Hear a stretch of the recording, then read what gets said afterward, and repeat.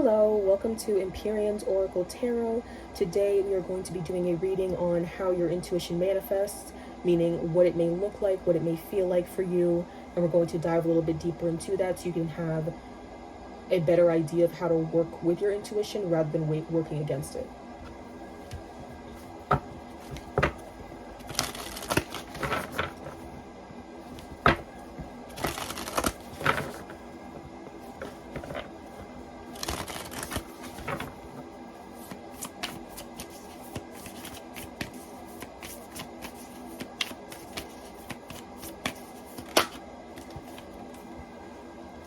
We have Star Family, you're part of a team of souls, call and support.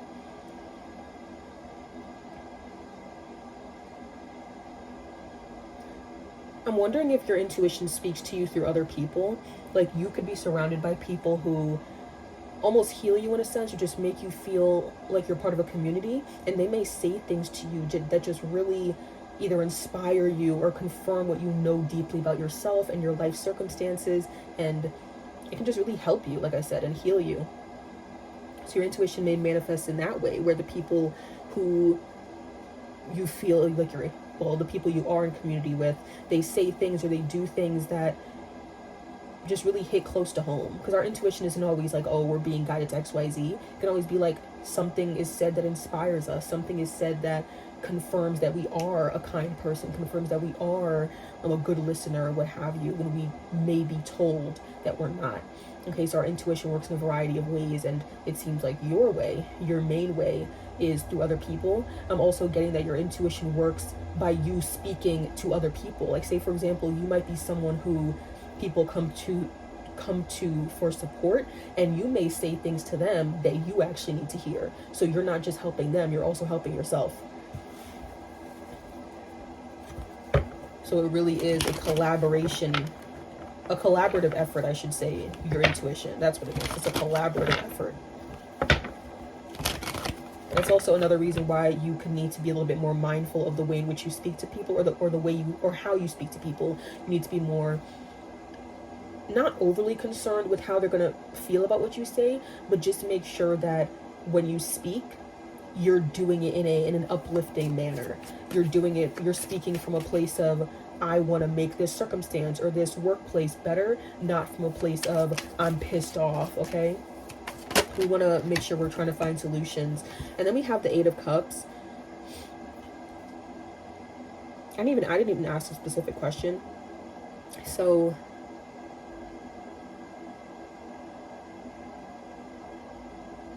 the first thing I got when this came out, it just reminded me of the workplace situation, where there could have been times where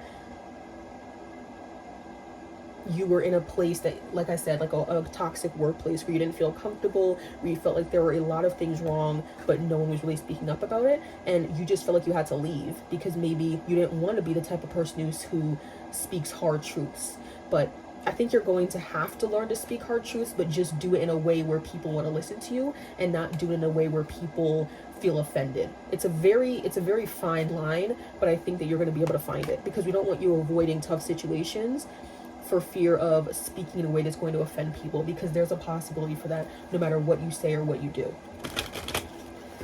It's just a matter of the intention behind it, and making sure we're not running away from situations where we actually are meant to speak a certain truth.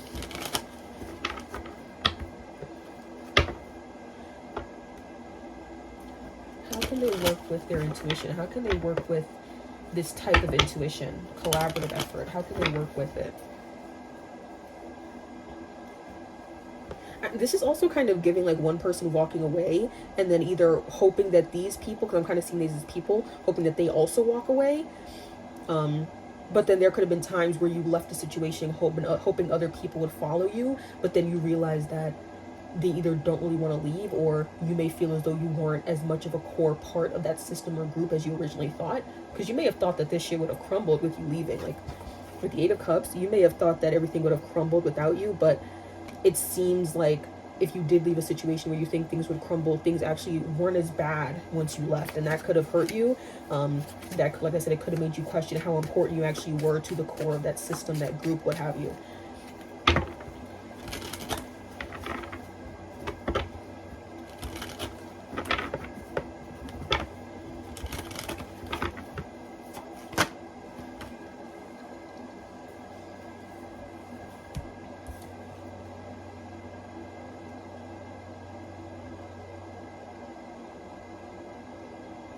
Okay.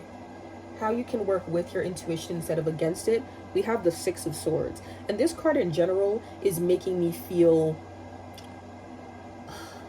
like the way in which you work with your intuition has to be more intentional. Because like I said, this person was under the wrong impression when they left a situation because they thought it was their intuition guiding them.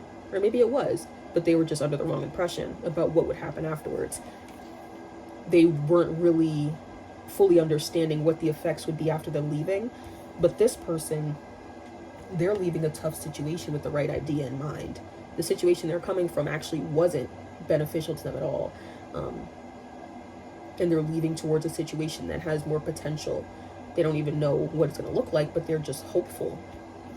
So I think that's the most important thing about how you can work with your intuition is one, not seeing everything in such a black and white way of like, oh, if I leave, my life is going to get better. If I stay, my life is going to get infinitely worse. Because sometimes there's a little bit more gray area in most of the situations we encounter in life, and it's important to honor that and understand that.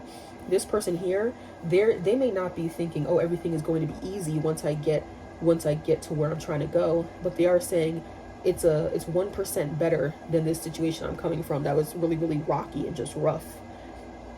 So I think it's important for you to view your intuition in that way. Also viewing your intuition in a way where it's like, oh, my intuition is leading me, instead of thinking like, oh, my intuition is leading me to $1 million in a mansion, think maybe my intuition is leading me to feel better about my finances. Maybe my intuition is leading me to be a more considerate friend. Maybe my intuition is leading me to someone who can be a more considerate friend to me than I've experienced in the past.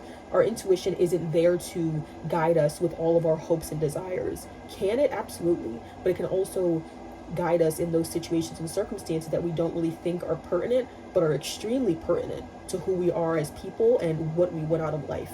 Okay?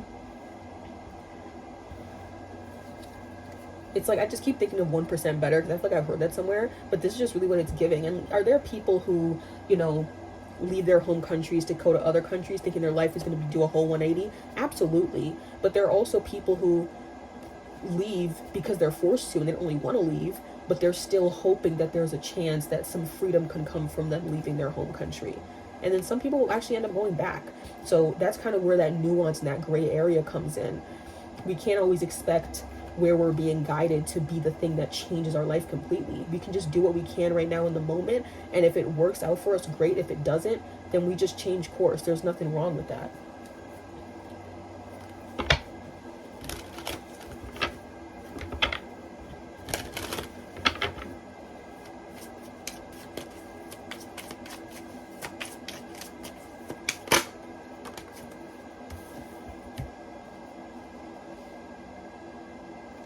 I asked, what do you need to know about your intuition? And we got the Star.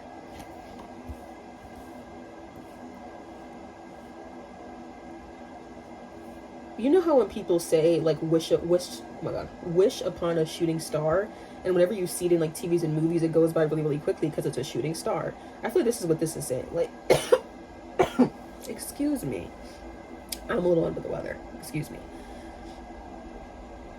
I feel like what this is saying is that your intuition is very fleeting. If you have the feeling to go help someone who doesn't really look like they need help right now, but they could actually be struggling to bring groceries into their house, walk towards that person, ask them how they're doing, and they may say, hey, can you help me with these groceries?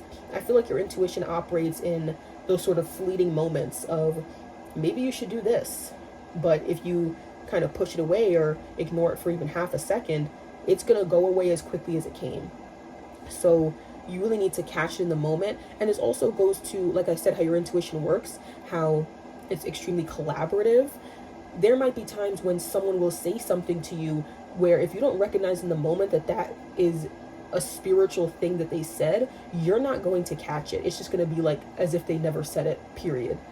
So if someone does say something to you that's extremely pertinent and like means a lot to you, either write it down or just find some way to document it, because sometimes the spiritual shit that we actually want to remember, we forget extremely quickly. Okay, we need to take note of it.